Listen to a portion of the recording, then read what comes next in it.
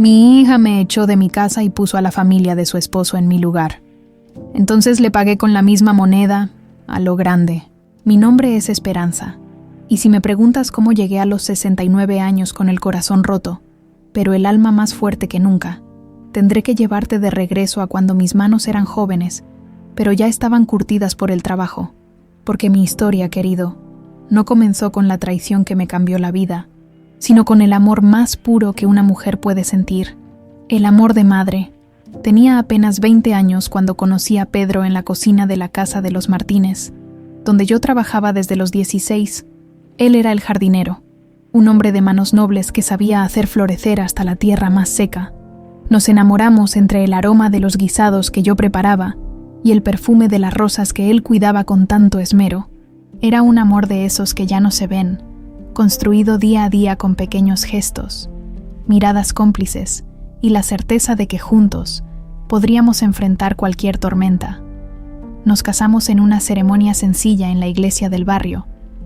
Yo llevaba el vestido blanco que había cosido durante las noches.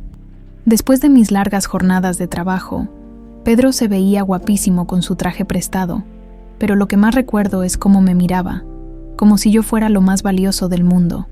Ese día juré que haría todo lo posible por construir una familia feliz con él. Los primeros años fueron duros pero hermosos. Rentábamos un cuartito en una vecindad, pero lo llenamos de tanto amor que parecía un palacio.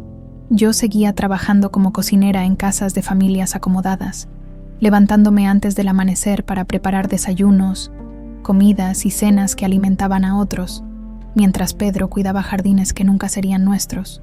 Pero teníamos un sueño: comprar nuestro propio terreno y construir nuestra casita. Cada peso que sobraba lo guardábamos en una lata de café que escondíamos debajo del colchón. Algún día, mi amor, me decía Pedro mientras contábamos las monedas, nuestra hija va a correr por nuestro propio patio. Porque sí, desde el principio hablábamos de los hijos que tendríamos, de cómo les daríamos todo lo que nosotros no tuvimos. Después de 5 años de matrimonio, cuando ya empezaba a preocuparme porque el bebé no llegaba, Dios nos bendijo con la noticia más esperada. Estaba embarazada. Recuerdo que lloré tanto de alegría que Pedro se asustó, pensando que algo malo pasaba. «Vamos a ser papás», le grité, y él me alzó en brazos dando vueltas por todo el cuarto, riendo y llorando al mismo tiempo. El embarazo fue complicado. Tuve que seguir trabajando hasta el último día porque necesitábamos el dinero, pero cada patadita que sentía en el vientre me daba fuerzas para seguir adelante. Pedro se desvivía por cuidarme. Me preparaba aguas frescas y me sobaba los pies hinchados cuando llegaba cansada del trabajo. «Esta niña va a ser la más amada del mundo», me decía, acariciando mi panza. Y tenía razón. Cuando nació Paola, en aquel hospital público donde las enfermeras corrían de un lado a otro, sentí que mi corazón se expandía de una manera que no sabía que era posible. Era perfecta, con sus ojitos curiosos y sus manitas pequeñitas que se aferraban a mi dedo como si supiera que yo era su refugio en este mundo. Fue entonces cuando tomé la decisión que marcaría el resto de mi vida. Esta niña tendría todo lo que yo no pude tener. Estudiaría, sería alguien importante, no se rompería las manos trabajando como su madre. Mientras la amamantaba en las madrugadas, le susurraba mis sueños al oído. «Tú vas a ser doctora, mi amor, o lo que tú quieras ser. Yo me voy a encargar de eso». Pedro apoyaba completamente mi determinación. Trabajaba doble turno cuidando jardines y yo aceptaba trabajos extras los fines de semana. Poco a poco, nuestra lata de café se fue llenando y después de 2 años más, finalmente compramos nuestro terreno. No era gran cosa, un lote en la periferia de la ciudad, pero era nuestro. Construir nuestra casa fue la aventura más hermosa y agotadora de mi vida. Pedro, que sabía de construcción por haber trabajado en obras, dirigía el proyecto, pero yo estaba ahí, cargando ladrillos, mezclando cemento, pintando paredes. Los vecinos nos ayudaban los fines de semana, y poco a poco, nuestra casita fue tomando forma. Cada ladrillo que ponía lo hacía pensando en Paola. En el cuarto que sería suyo, en el patio donde jugaría, Paola tenía 3 años cuando nos mudamos. Recuerdo perfectamente cómo corrió por toda la casa, explorando cada rincón, gritando de emoción. «Mi casa, decía, y yo la cargaba riéndome, sintiéndome la mujer más exitosa del mundo. Habíamos logrado nuestro sueño, pero la vida, como siempre, tenía otros planes. Cuando Paola cumplió 5 años, Pedro comenzó a sentirse mal. Al principio pensamos que era cansancio del trabajo, pero los doctores nos dieron la noticia que cambiaría todo: diabetes y problemas del corazón, enfermedades que requerían medicinas caras y cuidados constantes. Desde ese momento, me convertí en la única proveedora de la familia. Pedro ya no podía trabajar como antes, así que yo tomé trabajos en 3 casas diferentes. Me levantaba a las 4 de la mañana, regresaba a las 10 de la noche, pero nunca me quejé. Cada peso que ganaba se dividía entre los medicamentos de Pedro, los gastos de la casa y, lo más importante, la educación de Paola. Mi niña era brillante. Desde pequeña mostraba una curiosidad increíble por todo. Hacía preguntas inteligentes y tenía una facilidad para aprender que me llenaba de orgullo. Cuando llegaba cansada del trabajo, ella me recibía con sus tareas hechas y sus calificaciones perfectas. «Mira, mami, saqué 10 en matemáticas», me decía, y yo la abrazaba sintiendo que todos mis sacrificios valían la pena. Así comenzó mi vida de renuncias. Renuncié a ropa nueva, a salidas, a pequeños lujos que cualquier mujer merece. Cada peso extra se destinaba a los libros de Paola, a sus uniformes escolares, a las clases particulares que necesitaba para destacar, porque yo tenía claro mi objetivo. Mi hija sería profesionista, tendría una vida mejor que la mía, y mientras yo construía el futuro de mi hija con mis manos callosas y mi corazón entregado, algo dentro de mí también comenzó a cambiar. Empecé a fijarme en las oportunidades que otros no veían, en pequeños terrenos abandonados que se vendían baratos, en las hortas urbanas que comenzaban a surgir en la ciudad. Sin decirle a nadie, ni siquiera a Pedro, comencé a hacer mis propias inversiones. Pequeñas pero constantes. Nadie sabía que la cocinera humilde tenía también un ojo para los negocios, y nadie imaginaría jamás que esas pequeñas decisiones se convertirían, años después, en mi arma más poderosa. Los años que siguieron fueron una prueba de fuego que jamás olvidaré. Pedro se deterioraba poco a poco, y yo me convertí en la única columna que sostenía nuestra familia.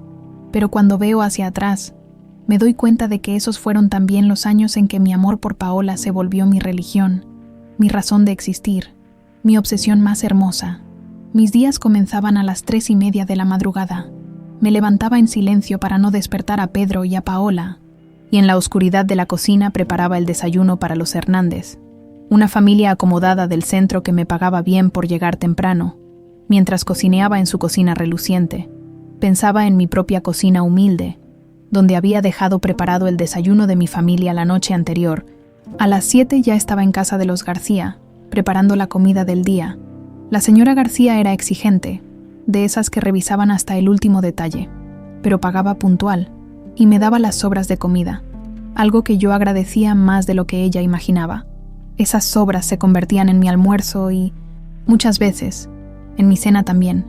Las tardes las pasaba en casa de los Morales, donde además de cocinar, ayudaba con la limpieza. Doña Carmen, la señora de la casa, era más comprensiva. A veces me preguntaba por qué trabajaba tanto, y yo le contaba de Paola, de sus sueños de ser doctora. «Ay, Esperanza», me decía, «esa niña tiene mucha suerte de tener una madre como tú».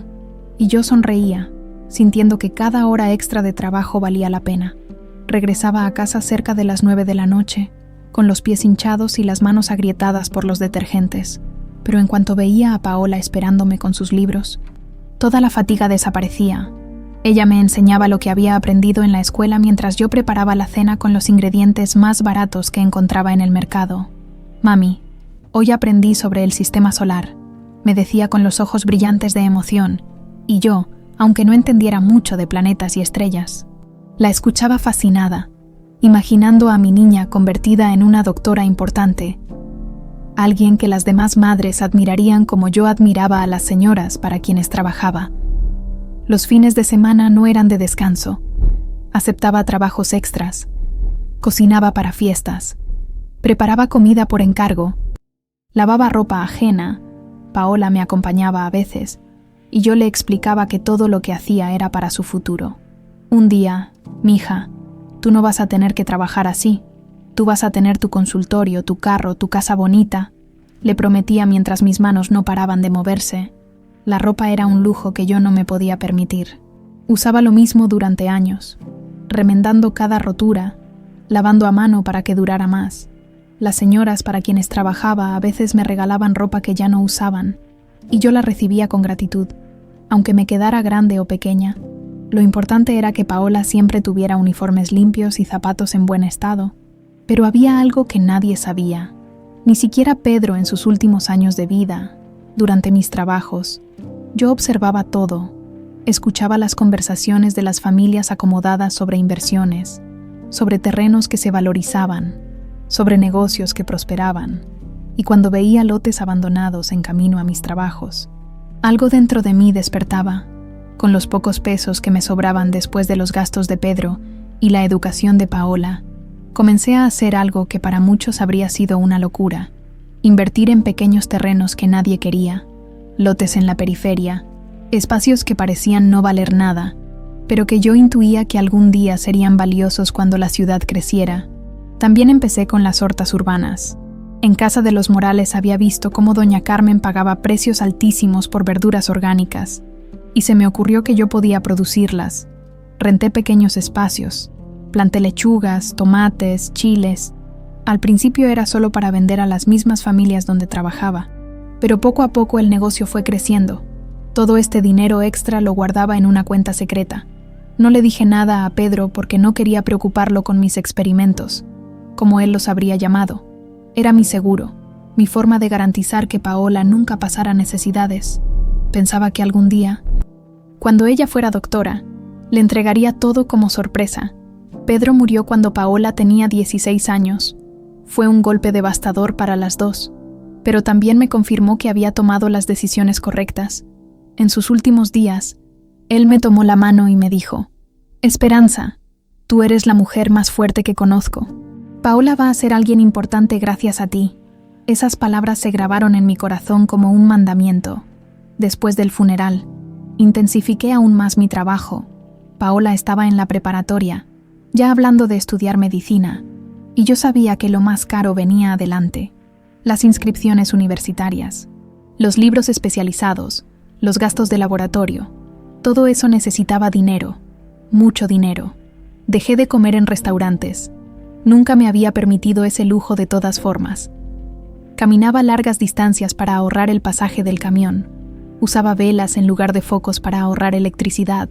Cada peso que no gastaba en mí era un peso que se sumaba al futuro de Paola. Mis amigas del barrio me decían que estaba exagerando, que también tenía derecho a disfrutar la vida. «Ay, Esperanza, date un gustito de vez en cuando», me aconsejaba mi comadre Rosa. Pero yo no podía. Cada vez que me tentaba con algún pequeño lujo, veía a Paola estudiando en la mesa de la cocina, tan concentrada, tan determinada, y recordaba por qué hacía todo esto. Durante esos años, mis inversiones secretas comenzaron a dar frutos. Los terrenos que había comprado por centavos empezaron a valorizarse cuando abrieron nuevas avenidas. Las hortas urbanas me daban ganancias modestas pero constantes. Yo era como una hormiguita, juntando granito por granito, construyendo algo más grande de lo que nadie imaginaba. Paola, por su parte, nunca me decepcionó. Sus calificaciones siempre fueron excelentes. Participaba en concursos académicos. Era la estrella de su escuela. Los maestros me buscaban para felicitarme por tener una hija tan brillante. «Señora Esperanza, Paola tiene un futuro prometedor», me decían, y yo sentía que mi pecho se inflaba de orgullo. Cuando llegó el momento de elegir universidad, Paola fue aceptada en una de las más prestigiosas del país para estudiar medicina. El día que recibimos la carta de aceptación, las dos lloramos abrazadas en la cocina.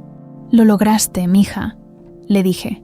«Lo logramos, mami», me corrigió ella. Y en ese momento sentí que todos mis sacrificios habían valido la pena. Los gastos universitarios eran enormes, pero yo ya tenía todo calculado. Mi cuenta secreta había crecido más de lo que nadie podría imaginar. Podía pagar la universidad completa. Los libros, incluso un pequeño departamento cerca del campus.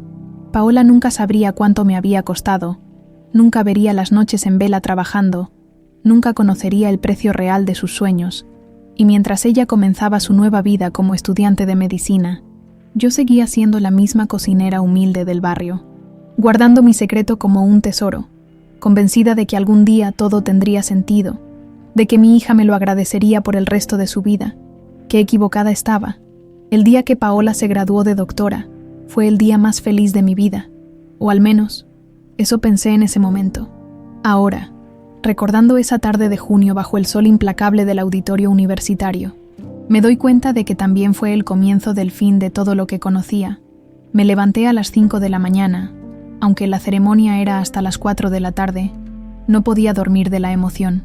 Me puse mi único vestido bueno, el azul marino que había comprado en el mercado de segunda mano especialmente para esta ocasión. Me peiné con esmero y hasta me puse un poquito de labial que había encontrado olvidado en el fondo de mi bolsa.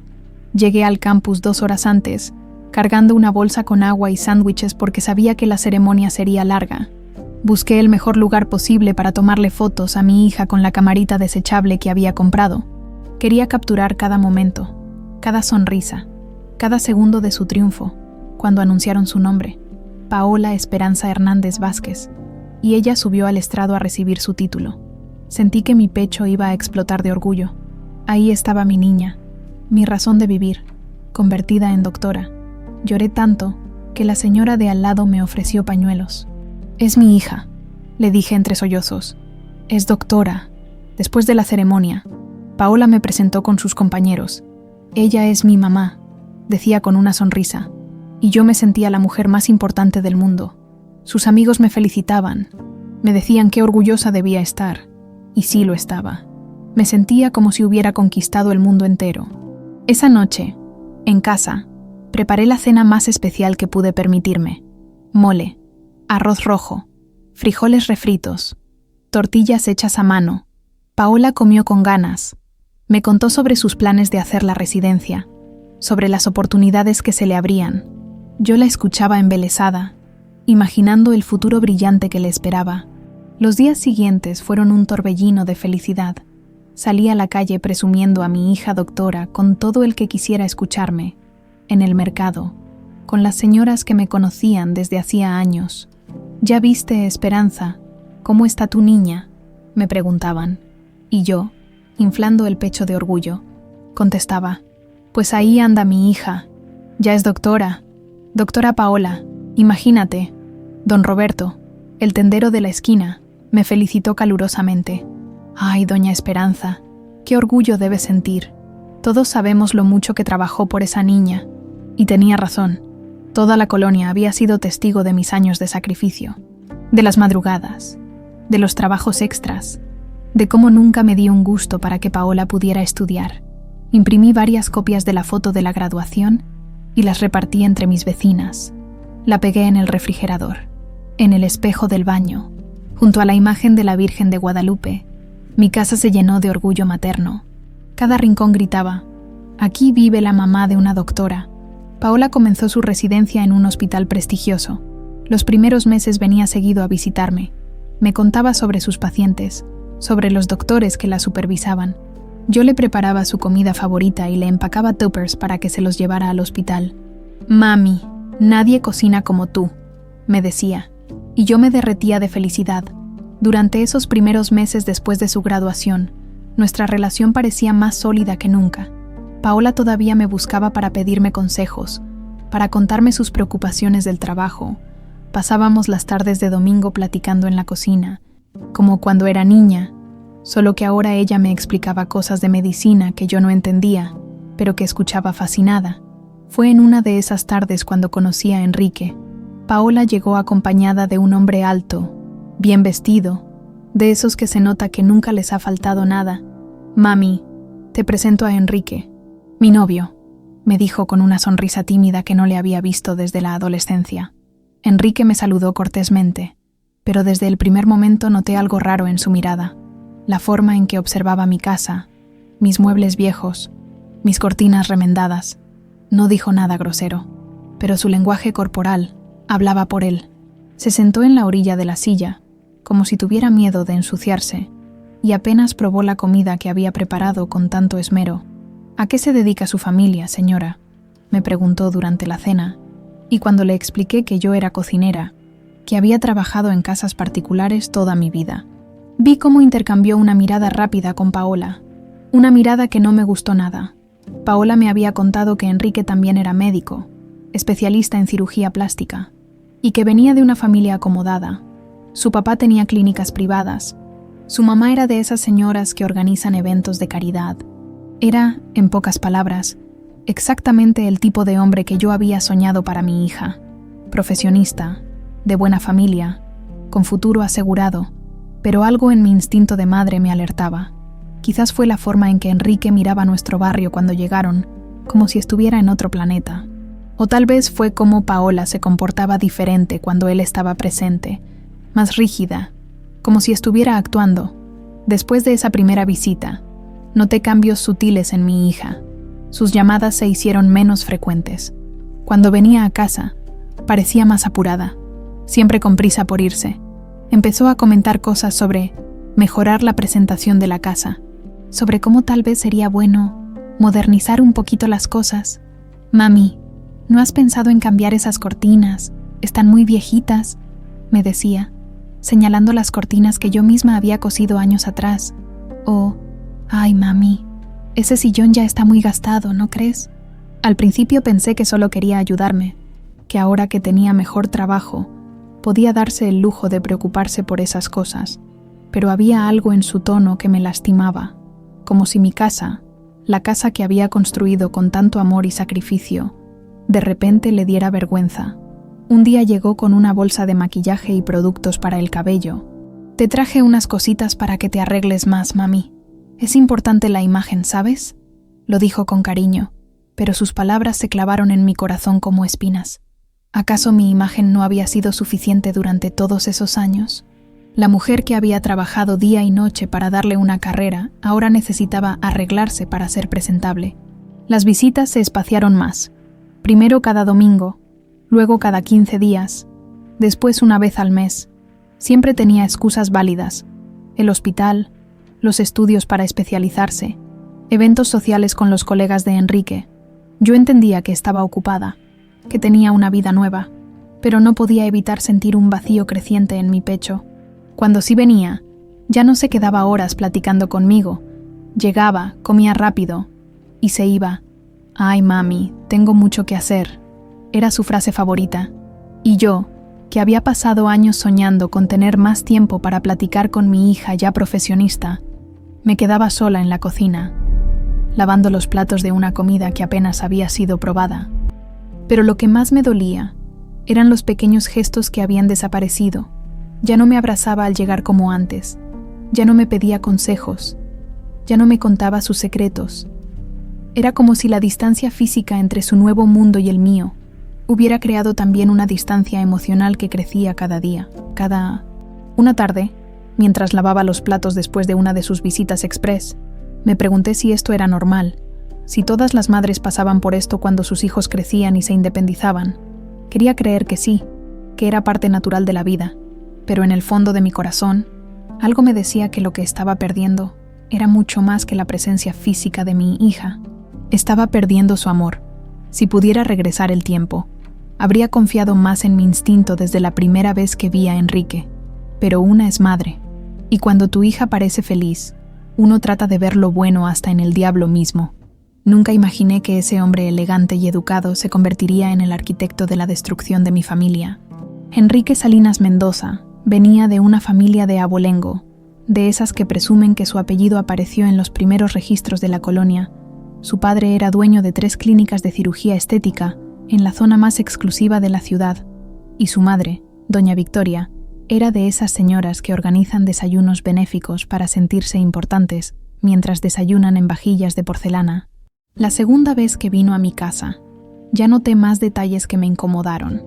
Llegó en un carro del año, reluciente, que estacionó en la calle como si fuera una nave espacial, en medio de nuestro barrio humilde. Se bajó ajustándose los puños de la camisa, mirando a los lados como si esperara que en cualquier momento alguien fuera a rayarle el coche. Cuando entró a mi sala, lo vi evaluar cada mueble con la mirada. Mi sillón, donde había visto televisión con Paola durante años, donde había consolado sus desamores de adolescente, donde había celebrado cada una de sus buenas calificaciones. Para él no era más que un mueble viejo y gastado que no merecía ni una segunda mirada. «Señora Esperanza», me dijo con esa sonrisa que aprendí a odiar, «qué acogedor es su hogar», pero el tono con que lo dijo, esa condescendencia mal disimulada, me hizo sentir como si me estuviera haciendo un favor al pisar mi casa durante la comida, mientras yo servía los guisados que había preparado desde temprano. Enrique comentó: «Se nota que usted cocina con mucho amor, señora, aunque Paola ahora está acostumbrándose a otros sabores, ¿verdad, mi amor?» Y Paola, mi Paola, que había crecido diciendo que nadie cocinaba mejor que su mamá, solo sonrió y asintió. Esa noche, después de que se fueron, me quedé en la cocina recogiendo los platos que Enrique apenas había tocado. Sus comentarios se repetían en mi cabeza como ecos dolorosos. «Otros sabores», había dicho, como si mi comida, la comida que había alimentado a mi hija durante más de 20 años, de repente fuera inferior. Las siguientes visitas fueron empeorando gradualmente. Enrique desarrolló la costumbre de hacer observaciones que sonaban como halagos, pero que en realidad eran críticas disfrazadas. «Qué pintoresco es este barrio, ¿verdad? Tiene tanto carácter», decía mientras miraba las casas de mis vecinos como si estuviera en un zoológico. Un día llegaron tarde porque, según Enrique, se habían perdido. «Es que todas las calles se ven iguales por aquí», comentó con una risita que me sonó a burla. «No hay puntos de referencia como en las colonias más desarrolladas». Paola ya no me defendía cuando él hacía esos comentarios. Al contrario, empezó a sumarse a sus observaciones. «Sí, mami, a veces es difícil explicarle a la gente cómo llegar hasta acá», me dijo una vez, y sus palabras me dolieron más que cualquier golpe físico. Fue durante el tercer mes de noviazgo, cuando Enrique comenzó a hablar sobre el futuro con más frecuencia. Se sentaba en mi sala, en mi sillón gastado, y hablaba de los planes que tenía para Paola, como si yo no estuviera presente. «Paola tiene tanto potencial», decía, «pero necesita pulir algunos aspectos. La presentación es fundamental en nuestro círculo social. Los colegas de mi padre, los eventos de la clínica, todo eso requiere cierto estilo». Yo escuchaba desde la cocina mientras preparaba el café, sintiendo cómo mi estómago se hacía nudo. ¿Qué tenía de malo el estilo de mi hija? Ella era hermosa, inteligente, educada. ¿Qué más podía necesitar? La respuesta llegó pronto. Enrique empezó a llevar a Paola a eventos sociales, a cenas con gente importante, a reuniones donde, según él, era crucial hacer conexiones profesionales. Y cada vez que regresaba de esos eventos, Paola parecía un poco más distante, un poco más crítica de su propia casa, de su propia madre. «Mami, ¿no has pensado en arreglar un poquito el jardín? Se ve tan descuidado», me dijo una tarde después de haber ido a una cena en casa de los padres de Enrique. «Doña Victoria tiene un jardín precioso, con rosas importadas y todo». ¿Rosas importadas? Mi jardín tenía las flores que yo había plantado con mis propias manos, que había regado con agua que a veces tenía que cargar en cubetas cuando nos cortaban el servicio. Pero aparentemente eso ya no era suficiente para mi hija. Los cambios en Paola se aceleraron cuando Enrique le propuso matrimonio. Llegó a mi casa emocionada, enseñándome un anillo que probablemente costaba más que lo que yo ganaba en un año entero. «Mami, nos vamos a casar», gritó, y yo traté de sonreír, de mostrar la felicidad que se suponía debía sentir. Pero cuando empezaron a planear la boda, me di cuenta de que mi opinión ya no importaba. Todo era según las tradiciones de la familia Salinas, como le gusta a doña Victoria.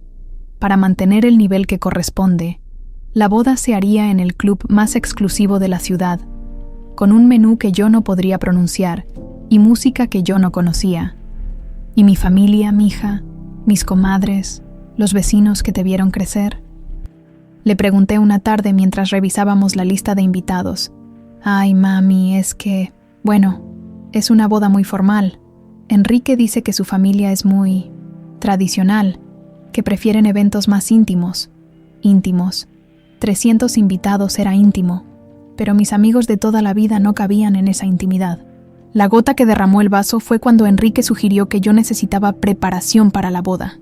«Señora Esperanza, he estado pensando que tal vez sería bueno que tomara algunas clases de protocolo. solo para que se sienta más cómoda en el evento. Mi madre conoce a una señora que enseña estas cosas, clases de protocolo, para estar cómoda en la boda de mi propia hija, como si yo fuera una campesina que no sabía comportarse en sociedad, como si todos mis años de trabajar en casas de familia no me hubieran enseñado modales, como si mi amor de madre no fuera suficiente credencial para estar presente en el día más importante de Paola.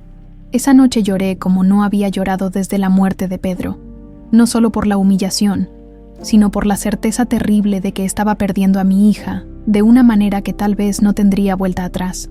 Paola, mi Paola, la niña que había crecido orgullosa de su madre trabajadora, se estaba convirtiendo en una mujer que se avergonzaba de sus raíces. Y Enrique, con su sonrisa falsa y sus comentarios envenenados, era el catalizador de esa transformación. Mientras tanto, mis inversiones secretas seguían creciendo. Los terrenos que había comprado se valorizaban. Las hortas urbanas me daban ganancias constantes. Irónicamente, mientras mi hija se alejaba de mí por considerarme pobre, yo me estaba convirtiendo en una mujer más próspera de lo que ella jamás imaginaría. Pero en ese momento, todo el dinero del mundo no podía comprar lo único que realmente quería: recuperar el amor y el respeto de mi hija. Los meses que siguieron a la boda fueron como vivir en una montaña rusa emocional, donde yo era la única pasajera. Y cada bajada me dejaba más mareada que la anterior. Paola se había convertido oficialmente en la señora Salinas, y con ese cambio de apellido llegó una transformación que yo no quería reconocer, pero que se hacía más evidente cada día. La boda había sido exactamente como Enrique la quiso: elegante, cara y con una lista de invitados donde yo conocía a menos de 20 personas. Me senté en una mesa al fondo, junto con mis comadres y algunos vecinos que finalmente fueron incluidos en la versión final de la lista. Llevaba un vestido que había comprado especialmente para la ocasión, el más caro que me había permitido en mi vida, pero aún así me sentí fuera de lugar entre tanta gente vestida con ropa que costaba más que mi renta de varios meses. Durante la recepción, Paola estuvo ocupada todo el tiempo saludando a los invitados importantes, posando para fotos con la familia Salinas, sonriendo esa sonrisa perfecta que había practicado durante meses. Cuando finalmente se acercó a mi mesa, ya era tarde y se veía cansada. «¿Cómo la está pasando, mami?», me preguntó, pero antes de que pudiera responder completamente, alguien la llamó para otra foto. «Ay, perdón, ahorita regreso», me dijo, y se fue corriendo en sus zapatos de tacón alto que la hacían caminar de una manera que yo no reconocía. No regresó a platicar conmigo el resto de la noche, después de la luna de miel en Europa, un viaje del que vi fotos en el Facebook que Paola había abierto, pero al que yo no tenía acceso porque no entendía esas cosas de internet. Las visitas a mi casa se volvieron aún más esporádicas. Enrique había comprado una casa en una colonia residencial que estaba a 40 minutos de mi barrio, pero que para efectos prácticos podría haber estado en otro país. «Es que está muy lejos, mami», se justificaba Paola cuando yo le preguntaba por qué ya no venía. «Y luego el tráfico, y Enrique trabaja hasta muy tarde, y yo también tengo muchas responsabilidades en el hospital». Siempre había una excusa válida. Siempre había algo más importante que venir a ver a su madre. Y yo, que había pasado años esperando que mi hija tuviera tiempo libre para estar conmigo ahora que ya no tenía que estudiar, me encontré más sola que nunca. Las llamadas telefónicas también cambiaron. Antes, Paola me llamaba solo para platicar, para contarme cualquier cosa que le hubiera pasado en el día. Ahora las llamadas tenían siempre un propósito específico: avisarme que no vendría el domingo, pedirme que le guardara algo, o preguntarme cosas prácticas que podía resolver rápidamente. «¿Cómo estás, mija?», le preguntaba yo, hambrienta de conversación. «Bien, mami, pero tengo mucha prisa. ¿Te acuerdas dónde guardé mis certificados de la universidad? Enrique los necesita para unos trámites». Y así terminaba la llamada, sin preguntas sobre mi salud, sin interés por mi día, sin esas pláticas largas que antes compartíamos sobre todo y nada durante este tiempo. Mi situación financiera secreta había mejorado considerablemente. Los terrenos que había comprado años atrás se habían triplicado en valor cuando el gobierno anunció la construcción de una nueva línea de metro que pasaría cerca. Las hortas urbanas me habían conectado con una red de distribuidores que compraban toda mi producción. Tenía contratos con 3 restaurantes que pagaban precios premium por mis verduras orgánicas. cada mes, cuando revisaba mis estados de cuenta, me sorprendía yo misma. Había pasado de ser una cocinera con ahorros modestos a ser una mujer con un patrimonio que muchas familias de clase media envidiaran. Todo ese dinero lo había juntado granito por granito, sin que nadie se diera cuenta, especialmente Paola. Mi plan original seguía siendo el mismo. Algún día le entregaría todo a mi hija como herencia, como recompensa por sus años de estudio, como demostración del amor que le tenía. Imaginaba su cara de sorpresa cuando descubriera que su madre, pobre, en realidad, había construido un futuro financiero sólido para las dos. Pero conforme pasaban los meses y veía cómo se comportaba conmigo, una parte de mí comenzó a cuestionar si Paola merecía esa sorpresa. ¿Se alegraría realmente de descubrir que yo tenía dinero? ¿O se enojaría porque no se lo había dicho antes? ¿Me vería como la madre inteligente que había sabido construir un patrimonio? ¿O como la mujer mentirosa que le había ocultado información importante? Las dudas se intensificaron cuando Paola comenzó a hacer comentarios sobre mi situación económica delante de Enrique, un domingo que vinieron a comer, una de las pocas veces que lo hicieron ese año. Ella le explicaba a él por qué no podíamos ir a cierto restaurante que habían sugerido. Es que mi mamá no puede permitirse esos lugares, ¿verdad, mami? Mejor vamos a casa. Yo le ayudo con los gastos de la comida. La forma en que lo dijo, con esa mezcla de pena y condescendencia, me dolió profundamente. No solo porque asumía que yo necesitaba su ayuda económica, sino porque parecía avergonzada de mi situación delante de su marido. Enrique, por supuesto, aprovechó el momento para hacer uno de sus comentarios venenosos. Claro, hay que ser realistas con las posibilidades de cada quien. No todos podemos darnos ciertos lujos. Yo me quedé callada, sirviéndoles la comida que había preparado con ingredientes que habían costado más de lo que ellos imaginaban. En una casa que estaba completamente pagada, con ahorros en el banco que habrían sorprendido a cualquiera, pero no dije nada.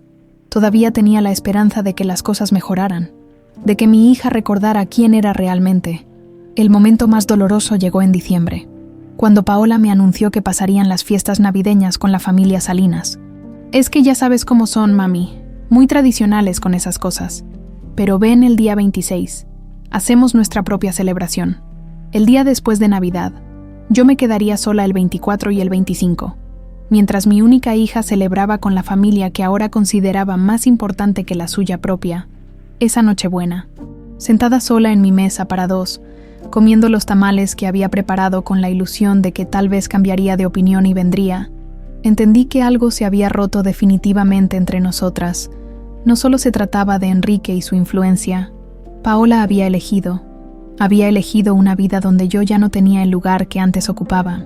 Mientras masticaba los tamales que sabían a soledad, mirando las fotos de su graduación que todavía colgaban en mi pared, tomé una decisión que cambiaría todo. Si mi hija había decidido que su madre pobre era un estorbo, tal vez era hora de demostrarle que la vida está llena de sorpresas. Pero esa noche, aún no sabía que la sorpresa más grande me esperaba a mí. Hay noches que se quedan grabadas en tu alma para siempre. Noches que dividen tu vida en un antes y un después. La noche del 15 de marzo fue una de esas. Llovía como si el cielo estuviera llorando por lo que estaba a punto de suceder en mi propia casa, en el lugar que había construido ladrillo por ladrillo con mis propias manos. Eran casi las 8 de la noche, cuando escuché el carro de Enrique estacionarse afuera. Me extrañó, porque Paola no me había avisado que vendrían, y últimamente siempre avisaba, como si necesitara prepararse mentalmente para visitar a su madre. Miré por la ventana y vi que no venían solos. Había otro carro, uno que no reconocía, y de él bajaron dos personas mayores que caminaron hacia mi puerta siguiendo a Paola y Enrique. Abrí la puerta con una sonrisa, pensando que tal vez por fin conocería a los famosos suegros de mi hija, esas personas tan importantes que habían ocupado el lugar que yo tenía en su vida. «Hola, mami», me dijo Paola, pero su voz sonaba rara, tensa, como cuando era niña y había hecho algo malo. No me abrazó como antes, solo me dio un beso en la mejilla que se sintió frío y obligado. «Permíteme presentarte a mis suegros», me dijo Enrique con esa sonrisa falsa que ya conocía también. Don Fernando y doña Victoria Salinas. Los saludé como me habían enseñado mis padres, con respeto y cordialidad, ofreciéndoles pasar a la sala. Doña Victoria miró mi casa con esos ojos que yo ya conocía, esos ojos que evaluaban y encontraban todo insuficiente. Don Fernando fue más disimulado, pero noté cómo evitaba sentarse completamente en mi sillón, como si fuera a contagiarse de pobreza. ¿Les ofrezco un café? ¿Algo de comer?, pregunté, porque así me criaron, para atender a las visitas sin importar las circunstancias. No, señora, muchas gracias, respondió doña Victoria con una sonrisa que no llegaba a sus ojos. No vamos a tardar mucho. Esas palabras me pusieron nerviosa. Había algo en el ambiente, una tensión que se podía cortar con cuchillo. Paola evitaba mirarme a los ojos. Enrique tamborileaba los dedos en el brazo del sillón, y los suegros parecían impacientes por terminar con algo que evidentemente los incomodaba. «Mami», comenzó Paola, y por primera vez en años, su voz temblaba como cuando era niña. «Necesitamos hablar contigo sobre una situación». Mi corazón empezó a latir más fuerte. En mis 59 años de vida había aprendido que cuando alguien dice «necesitamos hablar», raramente es para dar buenas noticias. «¿Qué pasa, mija? ¿Están bien? ¿No les ha pasado nada malo?», pregunté, porque mi instinto de madre siempre pensaba primero en su bienestar. Enrique se aclaró la garganta y tomó la palabra, como si hubiera ensayado este momento. «Señora Esperanza, la situación es la siguiente. Mis padres han tenido algunos problemas con su situación de vivienda. La casa donde vivían se vendió y necesitan un lugar donde quedarse temporalmente». No entendía hacia dónde iba la conversación. «¿Y en qué puedo ayudarlos?», pregunté, aunque una parte de mí ya empezaba a sospechar algo terrible. Fue Paola quien soltó la bomba. «Mami, ellos necesitan quedarse aquí, en esta casa». Las palabras me golpearon como si me hubieran dado una cachetada. «¿Aquí, en mi casa? ¿Es temporal?», se apresuró a decir Enrique. «Solo mientras encontramos algo más, adecuado para ellos». Doña Victoria habló por primera vez desde que había rechazado el café. «Entendemos que es una imposición, señora, pero nuestro hijo nos aseguró que usted comprendería la situación familiar». Yo seguía sin entender completamente. Pero yo solo tengo 2 recámaras, la mía y la de Paola, que ahora, que ya no usa. «Exacto», dijo Enrique con esa sonrisa que ahora se veía claramente cruel. «Mis padres pueden usar la recámara de Paola, y usted, hemos pensado que tal vez sería bueno que buscara un lugar más pequeño, más apropiado para una persona sola». El mundo se detuvo a mi alrededor. La lluvia siguió golpeando contra las ventanas, pero yo no la escuchaba. Solo escuchaba el eco de esas palabras rebotando en mi cabeza.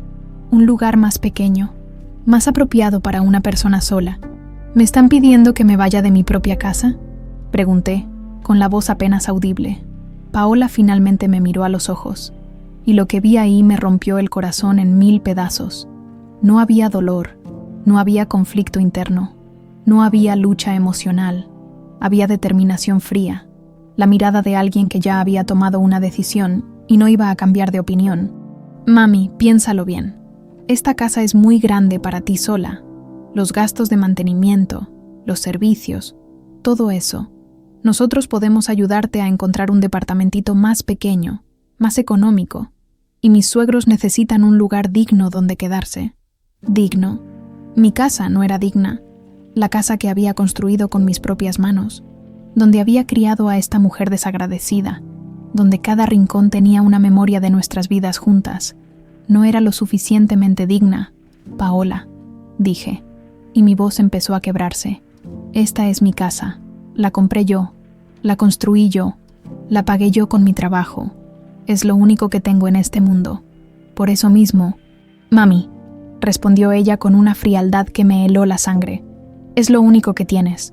Nosotros podemos ayudarte con la renta de otro lugar, pero mis suegros no tienen dónde más ir». Don Fernando habló por primera vez. «Señora, entendemos que es difícil, pero estamos hablando de una situación temporal. 6 meses, tal vez 1 año, mientras resolvemos nuestros asuntos. 1 año. Querían que dejara mi casa por 1 año completo, para que 2 desconocidos vivieran en ella mientras yo me conformaba con un departamentito más pequeño, más económico. ¿Y si yo no quiero irme?», pregunté, aunque ya sabía que la pregunta era inútil. Enrique intercambió una mirada con Paola, una de esas miradas que hablan sin palabras. Mami, no seas difícil, es solo temporal, y además, piensa en los beneficios. No tendrás que preocuparte por mantener esta casa tan grande, no tendrás que pagar todos los servicios, será más fácil para ti, más fácil para mí. Como si conocieran lo que era fácil o difícil para mí, como si hubieran trabajado alguna vez en sus vidas para mantener una casa, para pagar servicios, para construir algo con sus propias manos. En ese momento, algo se rompió dentro de mí, no solo mi corazón, que ya estaba hecho pedazos, sino algo más profundo, mi fe en el amor incondicional, mi creencia de que la sangre siempre es más espesa que el agua, mi confianza ciega en que mi hija jamás me haría daño. ¿Cuándo? Pregunté con una voz que ya no reconocía como mía. ¿Cuándo qué, mami? ¿Cuándo quieren que me vaya? Paola bajó la mirada. El próximo fin de semana, para que mis suegros puedan instalarse cómodamente. 4 días. Me daban 4 días para abandonar la casa de mi vida, para empacar una existencia entera en cajas, para decirle adiós al único lugar en el mundo que realmente me pertenecía, mientras ellos siguieron hablando sobre los detalles logísticos, sobre cómo me ayudarían a encontrar algo apropiado. Yo me desconecté, los miraba moverse, los escuchaba hablar, pero era como si estuviera viendo una película sobre la vida de otra persona, una película donde una madre dedicada era traicionada por la hija que había criado con todo su amor, cuando finalmente se fueron, prometiendo regresar en unos días para coordinar todo. Me quedé sola en mi sala, escuchando la lluvia que seguía cayendo como lágrimas del cielo. Esa noche no dormí. Me quedé sentada en mi cocina, mirando las fotos de Paola que colgaban en las paredes, recordando cada sacrificio que había hecho por ella, cada sueño que había construido para su futuro. Y fue ahí, en la madrugada del 16 de marzo, cuando tomé la decisión que cambiaría todo. Si mi hija había decidido tratarme como a un estorbo, era hora de demostrarle que los estorbos a veces son más poderosos de lo que parecen. Los 4 días que siguieron a esa noche maldita fueron los más extraños de mi vida. Por fuera, parecía que estaba haciendo exactamente lo que Paola esperaba, empacando mis cosas como una anciana obediente que acepta su destino sin chistar. Pero por dentro, algo había cambiado para siempre. La esperanza sumisa había muerto esa noche bajo la lluvia, y en su lugar había nacido una mujer que ya no tenía nada que perder. El primer día lo pasé en una especie de shock, caminando por mi casa como fantasma, tocando cada mueble, cada pared, cada rincón que tendría que abandonar. Tomé fotos de todo, algo que nunca había hecho antes porque ¿quién toma fotos de su propia casa? Pero ahora entendía que necesitaba llevármela conmigo de alguna manera. Preservar esos 20 años de memorias, antes de que desconocidos las pisotearan, fue mientras organizaba los papeles de mi escritorio, cuando redescubrí los estados de cuenta que había estado guardando durante años. Ahí estaban, pulcramente organizados en carpetas que nadie más había visto jamás, los comprobantes de mis inversiones, las escrituras de los terrenos, los contratos de las hortas urbanas, los estados bancarios que mostraban una realidad que ni mi propia hija conocía. Me senté en el piso de mi recámara, rodeada de esos documentos, y por primera vez en días sonreí, no una sonrisa de felicidad, sino algo más peligroso, una sonrisa de reconocimiento de mi propio poder, de mi propia inteligencia, de mi propia fuerza que había estado escondida debajo de años de humildad fingida, mientras Paola creía que estaba echando de su casa a una viejita pobre y desamparada. En realidad estaba expulsando a una mujer que, sin hacer ruido, había construido un patrimonio que superaba todo lo que ella podía imaginar. Los terrenos que había comprado por centavos ahora valían cientos de miles de pesos. Las hortas urbanas me daban ganancias mensuales que rivalizaban con el sueldo de muchos profesionistas. Las inversiones que había hecho siguiendo consejos escuchados en las cocinas de familias ricas habían crecido más allá de mis sueños más ambiciosos. Sumé todo mentalmente y la cifra me mareó. No era millonaria, pero tenía suficiente dinero para vivir cómodamente el resto de mi vida sin pedirle un peso a nadie. Suficiente para comprarme una casa mejor que esta, para viajar si quisiera, para darme todos los lujos que me había negado durante años. Y todo ese dinero lo había juntado pensando en Paola. Cada peso extra que ganaba iba destinado a su herencia futura, a asegurarle un futuro próspero cuando yo ya no estuviera. Durante años había fantaseado con el momento en que le revelaría mi secreto, imaginando su cara de sorpresa y gratitud cuando descubriera que su madre humilde en realidad le había construido un tesoro. Pero esa fantasía había muerto junto con mi amor incondicional. El segundo día tomé el camión al centro de la ciudad y busqué la oficina del licenciado Martínez, un abogado que había conocido años atrás cuando compré mi primer terreno. Era un hombre mayor, de esos que inspiran confianza desde el primer apretón de manos. «Señora Esperanza», me dijo cuando lo puse al corriente de mi situación, «¿está segura de lo que quiere hacer? Una vez que se inicie este proceso, no habrá vuelta atrás». «Más segura que nunca en mi vida, licenciado», le respondí, y mi voz sonó firme como nunca antes. Le expliqué mi plan detalladamente. Quería vender todos mis terrenos, liquidar todas mis inversiones, cerrar las hortas urbanas.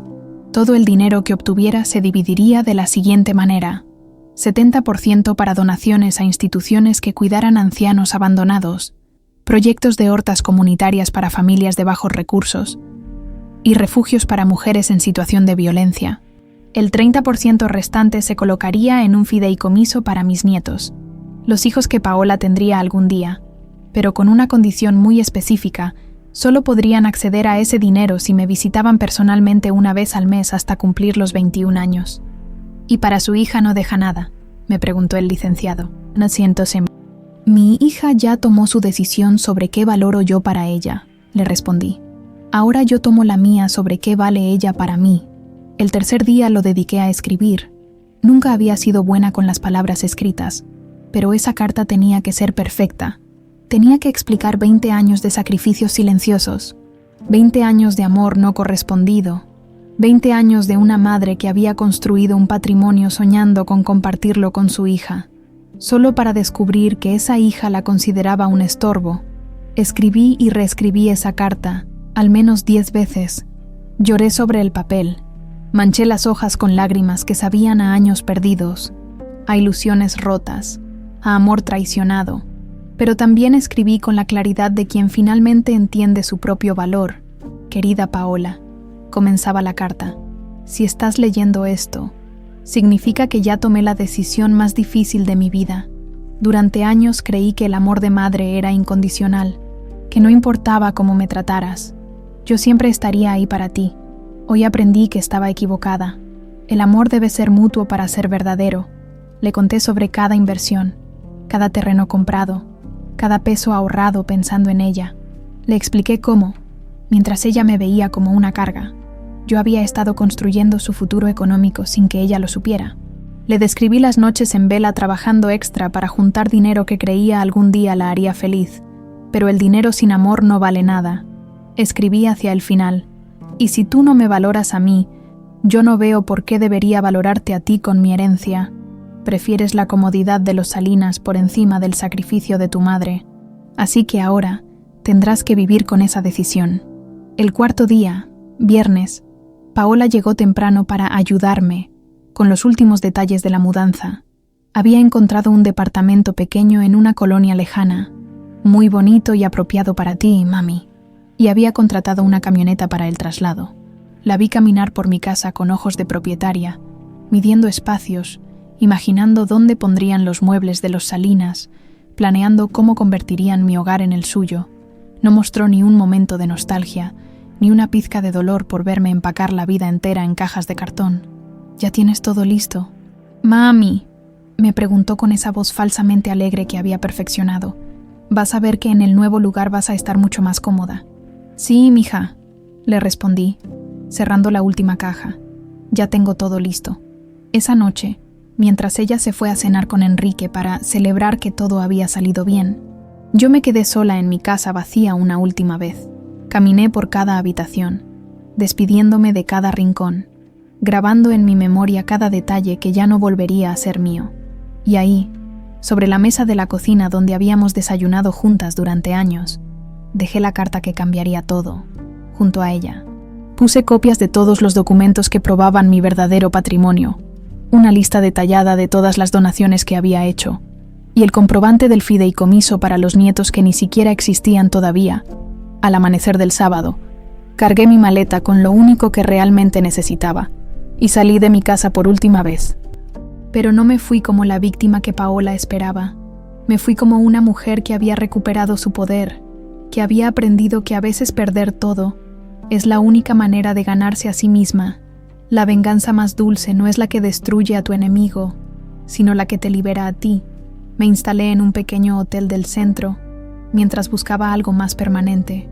Pero no pude concentrarme en nada más que en imaginar el momento en que Paola encontrara mi carta.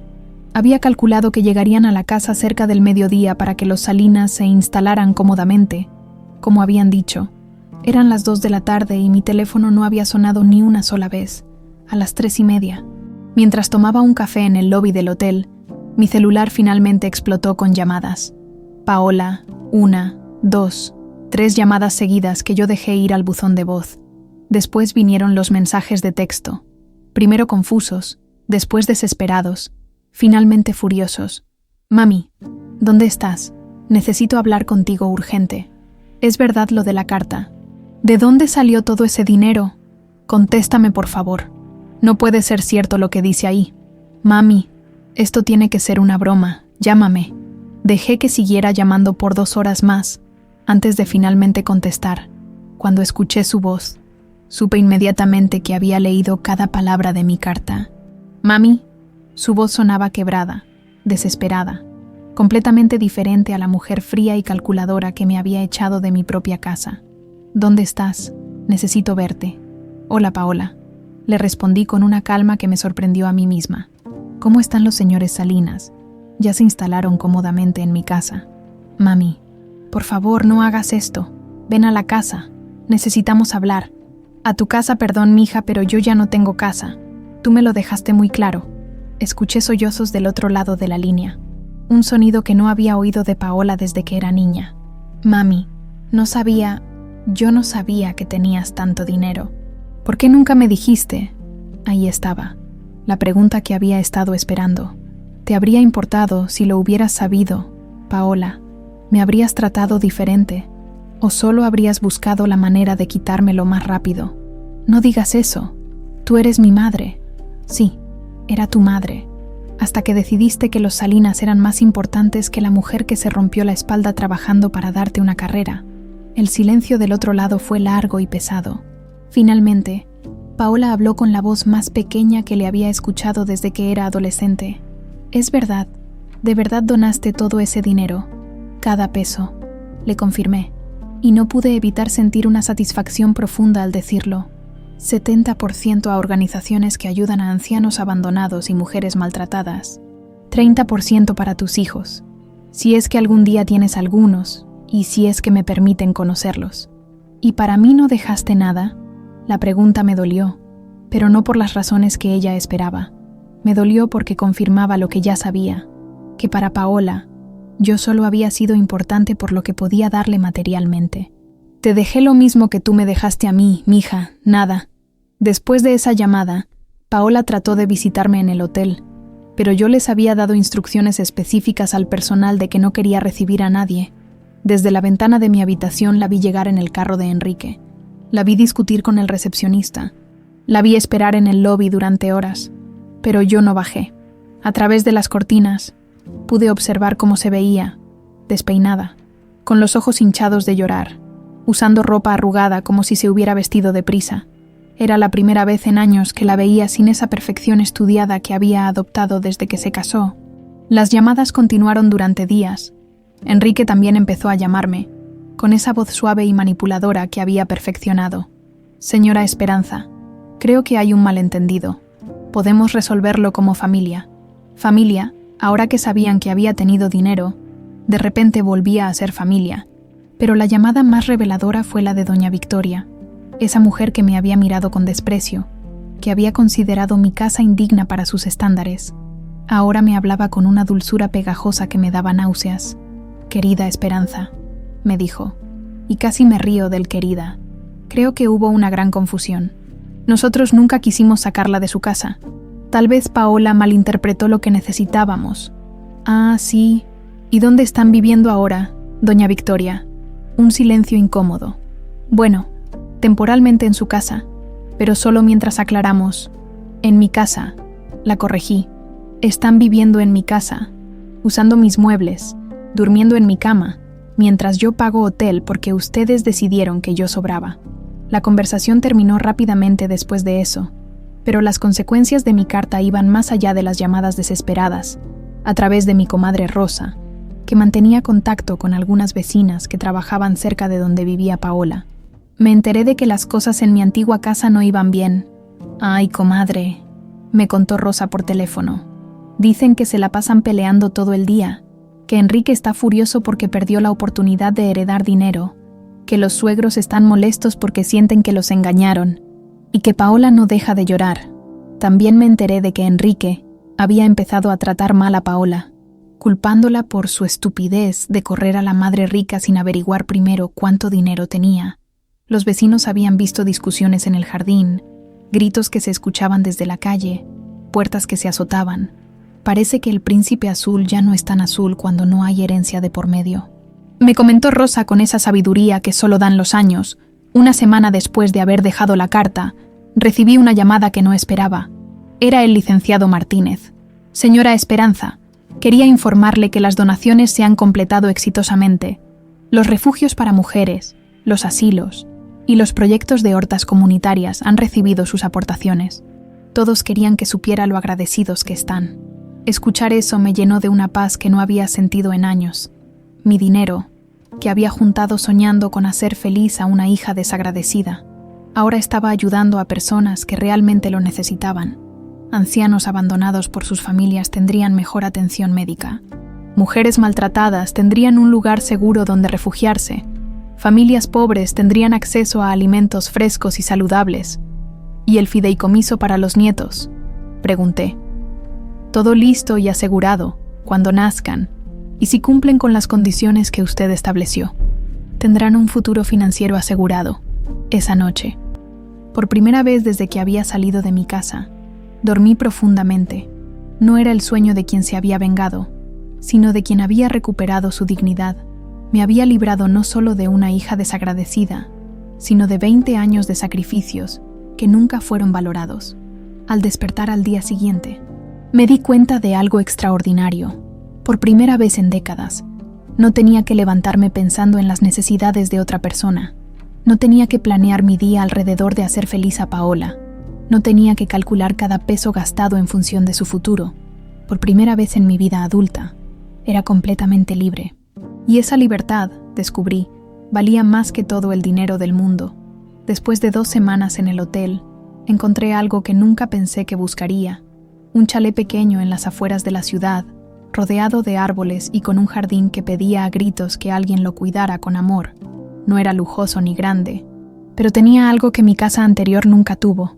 Era completamente mío, sin memorias dolorosas, sin fantasmas del pasado.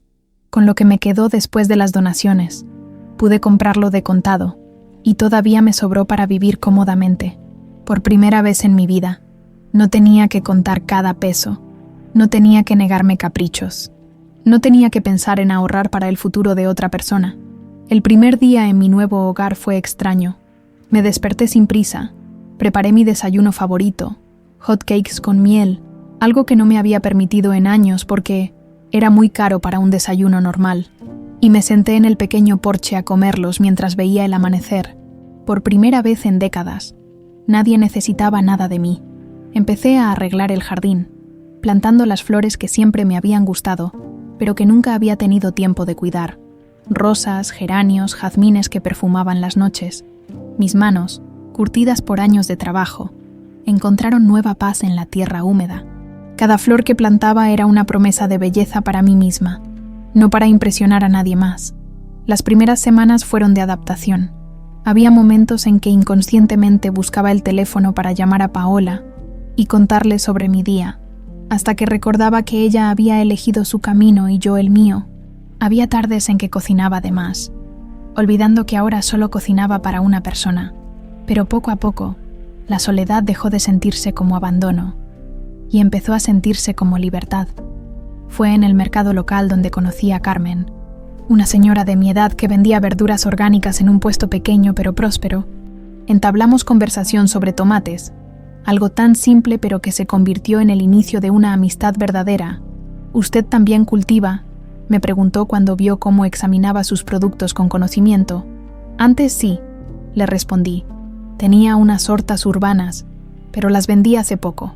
Carmen resultó ser una mujer extraordinaria. Viuda como yo, había criado sola a 4 hijos que ahora la visitaban religiosamente cada domingo. La clave está en enseñarles a valorar, no solo en darles todo, me dijo un día mientras compartíamos un café. Sus palabras se clavaron en mi corazón como una revelación tardía. A través de Carmen conocí a un grupo de mujeres de la zona que se reunían los miércoles para hacer manualidades y los sábados para cocinar en comedores comunitarios. Por primera vez en años, mi experiencia culinaria sirvió para algo más que solo ganar dinero. Cocinaba para niños en situación de calle, para familias que pasaban necesidades, para ancianos que vivían solos. Doña Esperanza, me decía el padre Miguel, encargado del comedor, usted cocina con un sazón especial. Se nota que pone amor en cada platillo. Y tenía razón. Por primera vez en mucho tiempo, cocinaba por el puro placer de alimentar a otros, no por obligación o necesidad económica. Cada guisado que preparaba llevaba una parte de mi alma renovada. Fueron esos mismos niños del comedor quienes me devolvieron algo que creía haber perdido para siempre, la sensación de ser necesaria y valorada. Ya llegó la abuela Esperanza. Gritaban cuando me veían llegar con las ollas llenas de comida caliente. Me abrazaban con esas manitas pequeñas y sucias, pero llenas de cariño genuino. Un día, mientras ayudaba a servir la comida, llegó un niño nuevo. Se veía desnutrido y tímido, parado en la puerta sin atreverse a entrar. Me acerqué a él con un plato de arroz con pollo y le dije suavemente: «Ven, mijo, aquí hay comida caliente para ti». El niño me miró con unos ojos enormes y me preguntó: «¿De verdad es gratis, señora?». «Claro que sí, mi amor, y si quieres más, nomás me dices». Cuando terminó de comer, se acercó a mí y me dijo: «Muchas gracias, abuela. Mi mamá siempre dice que los ángeles existen». Esa noche lloré, pero no de tristeza. Lloré porque entendí que había encontrado mi verdadero propósito. No era ser la madre sacrificada de una hija desagradecida, sino ser la abuela adoptiva de decenas de niños que sí valoraban mi amor. También fue durante estos meses cuando conocí a Manuel. Llegó al comedor un sábado como voluntario nuevo, un hombre de 65 años con ojos amables y manos que, como las mías, contaban historias de trabajo honesto. Era viudo también, y su esposa había muerto 2 años atrás después de una batalla larga contra el cáncer. «¿Usted también viene aquí por las mismas razones que yo?», me preguntó mientras lavábamos platos juntos. «¿Y cuáles son sus razones?», le pregunté, curiosa, porque cuando uno ha sido amado de verdad, siente la necesidad de compartir ese amor con otros que lo necesitan. Sus palabras me llegaron al alma. Durante las siguientes semanas, Manuel y yo trabajamos lado a lado en el comedor. Él se encargaba de reparar las cosas que se descomponían: mesas, sillas, la estufa vieja. Mientras yo cocinaba, era una pareja de trabajo natural, como si hubiéramos estado haciendo eso durante años. Una tarde, después de una jornada particularmente agotadora pero satisfactoria, Manuel me invitó a tomar un café en un pequeño café cerca del comedor. «Esperanza», me dijo, y su forma de pronunciar mi nombre me hizo sentir mariposas en el estómago por primera vez en décadas. «¿Le molestaría si le dijera que disfruto mucho trabajar con usted?». No me molestaba. Al contrario, yo también había empezado a esperar con ansias los días que sabía que lo vería. Su compañía me había devuelto algo que creí perdido para siempre: la capacidad de sonreír sin esfuerzo. Mientras tanto, a través de Carmen y otras amigas del mercado, me llegaban noticias esporádicas sobre Paola. Aparentemente, su matrimonio se había convertido en un campo de batalla. Enrique no le había perdonado haber perdido la herencia, y la trataba con un desprecio que antes reservaba solo para mí. Los suegros, descubriendo que no había dinero que heredar, se habían vuelto cada vez más exigentes y críticos. «Dicen que la han visto llorando en el supermercado», me contó Carmen un día, «y que Enrique anda diciendo por ahí que se casó con ella por dinero, pero que la familia resultó ser más pobre de lo que pensaba». La noticia me dolió, pero no como antes. Ya no sentía esa urgencia maternal de correr a rescatarla. Paola había hecho su cama, ahora tenía que acostarse en ella. Lo que sí me sorprendió fueron las cartas que empecé a recibir, no de Paola, sino de instituciones que habían recibido mis donaciones. fotos de ancianos sonriendo en asilos mejorados, testimonios de mujeres que habían encontrado refugio seguro, imágenes de familias cosechando en las hortas comunitarias que mi dinero había ayudado a crear. Una carta en particular me emocionó hasta las lágrimas. Era de una mujer llamada María Elena. Estimada señora Esperanza, no sé quién es usted, pero su donación salvó mi vida. Pude salir de una relación violenta y ahora tengo un lugar seguro donde vivir con mis hijos. Que Dios la bendiga por su generosidad. En ese momento entendí algo fundamental. Mi dinero, destinado originalmente a una hija que no me valoraba, había encontrado su verdadero destino en las manos de personas que realmente lo necesitaban y apreciaban. Y yo, que había perdido una hija, había ganado una familia entera de niños hambrientos, ancianos abandonados, mujeres maltratadas, y un hombre bueno que me miraba como si yo fuera la mujer más hermosa del mundo. 6 meses después de haber dejado mi antigua vida, recibí una llamada que cambiaría mi perspectiva sobre todo lo que había vivido. Era el licenciado Martínez, pero esta vez no llamaba para asuntos legales, sino para contarme algo que había descubierto por casualidad. Señora Esperanza, me dijo con voz grave, creo que hay algo que usted debe saber sobre su hija, algo que cambia completamente lo que pensábamos sobre sus motivaciones. Mi corazón se aceleró. ¿Qué pasa, licenciado? Está bien, Paola. Físicamente sí. Pero, bueno, mejor nos vemos en persona. Hay unos documentos que debe ver. Esa tarde, en su oficina, el licenciado me mostró algo que me dejó helada. Tenía copias de documentos bancarios, papeles que había obtenido a través de un contacto en el banco, donde Paola tenía su cuenta principal. Durante los últimos 2 años de nuestro distanciamiento, ella había estado investigando mis finanzas. ¿Cómo que investigando? Pregunté, sin poder creer lo que escuchaba. Su hija contrató a un investigador privado para que averiguara sobre su patrimonio. Mire estas fechas, me dijo, señalando los documentos. Todo comenzó 6 meses después de que se casó con Enrique. Me enseñó reportes detallados de mis movimientos bancarios, mis inversiones, mis propiedades. Paola sabía de mis terrenos, de mis hortas urbanas, de mis cuentas de ahorro. Sabía que yo tenía dinero, mucho más del que aparentaba. Pero entonces, mi voz se quebró mientras entendía las implicaciones. Ella me echó de mi casa sabiendo que yo tenía dinero. Así es. Y hay más. El licenciado sacó otro documento. Según el investigador, su hija creía que usted tenía aproximadamente 500,000 pesos ahorrados, una cantidad considerable, pero no la fortuna real que había acumulado. La revelación me golpeó como un rayo. Paola no me había expulsado de mi casa porque me considerara una carga pobre. Me había expulsado calculando que heredaría $500,000 de pesos, una suma que justificaba a sus ojos el maltrato que me había dado. ¿Usted cree que ella planeó todo esto desde el principio? Pregunté, aunque en el fondo ya conocía la respuesta. Los documentos sugieren que sí. Mire, aquí está el plan financiero que hizo Enrique. Me mostró una hoja llena de números y cálculos. Planeaban usar su supuesta herencia para expandir las clínicas de cirugía plástica de la familia Salinas. Me quedé en silencio durante varios minutos, procesando esta nueva realidad. Mi hija no solo me había traicionado por dinero, sino que había calculado fríamente cuánto valía mi vida versus cuánto podría ganar con mi muerte o mi desaparición. ¿Y ahora qué saben?, pregunté finalmente. Ahora saben que usted tenía mucho más dinero del que calcularon, pero también saben que ya no lo tiene. Y según mis fuentes, eso ha causado una crisis matrimonial severa.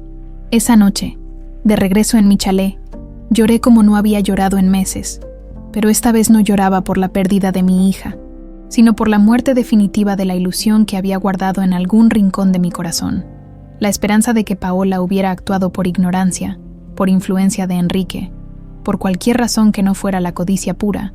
Ahora sabía la verdad. Mi hija me había investigado, había calculado mi valor monetario y había decidido que 500,000 pesos valían más que el amor de su madre. Esa revelación, dolorosa como fue, también me liberó completamente. Ya no quedaba nada que perdonar, nada que justificar, nada que esperar. Paola había mostrado su verdadero carácter, y yo finalmente podía cerrar ese capítulo para siempre. Fue esa misma semana cuando Manuel me pidió que fuéramos novios oficialmente. Estábamos plantando flores nuevas en mi jardín cuando se detuvo, Se quitó los guantes de trabajo y me tomó las manos. Esperanza, me dijo con esa sonrisa que había aprendido a amar. A nuestras edades ya no hay tiempo para juegos. Le gustaría construir algo hermoso conmigo.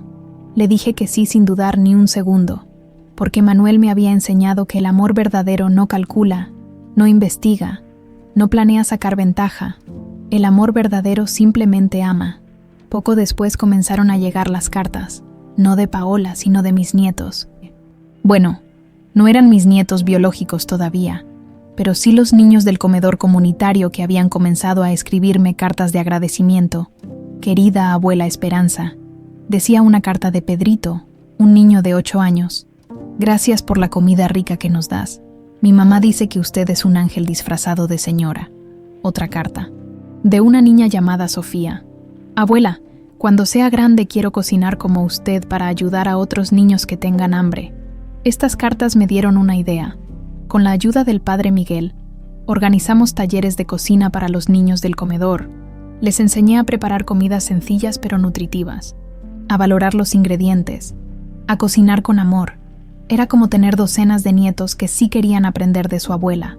Durante uno de estos talleres, llegó una visita inesperada. Era Paola. Se veía demacrada, con ojeras profundas, y esa tristeza que solo viene del arrepentimiento tardío. Los niños la miraron con curiosidad, mientras se acercaba a mí. «Mami», dijo con voz pequeña, usando ese nombre que no había pronunciado con cariño en años. «Paola», la saludé sin más, siguiendo con mi clase de cocina. «¿Podemos hablar? Estoy ocupada ahora», le respondí. Y era cierto. Tenía 15 niños esperando que les enseñara a hacer quesadillas.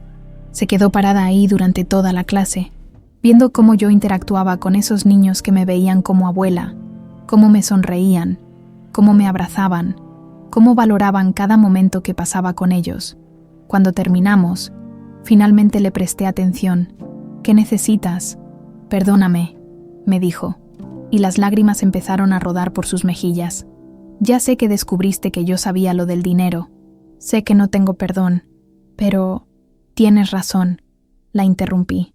«No tienes perdón, pero no porque yo no pueda perdonarte, sino porque hay cosas que no se pueden deshacer. ¿Qué puedo hacer para arreglar esto?»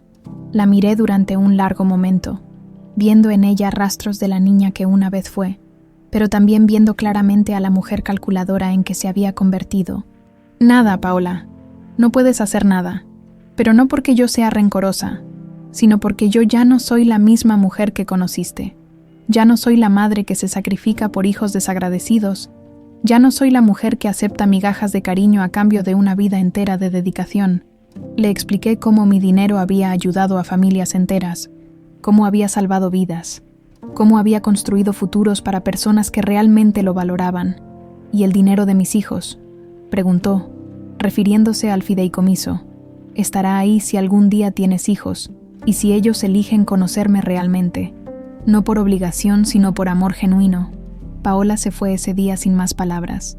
2 meses después me enteré de que se había divorciado de Enrique y que había vuelto a trabajar en el hospital público. No volvió a buscarme. Hoy, a mis 69 años, vivo en mi chalet rodeada de flores que plantó mis propias manos. Manuel y yo nos casamos en una ceremonia pequeña, con nuestros amigos del comedor comunitario como testigos. Los niños fueron nuestros pajes, y las amigas del mercado prepararon el banquete. Cada día cocino con amor para quien lo necesita. Cada tarde trabajo en mi jardín junto a un hombre que me ama por quien soy, no por lo que tengo. Cada noche me duermo en paz sabiendo que mi vida tiene propósito y significado. Perdí una hija, sí, pero gané una vida auténtica. ¿Y tú?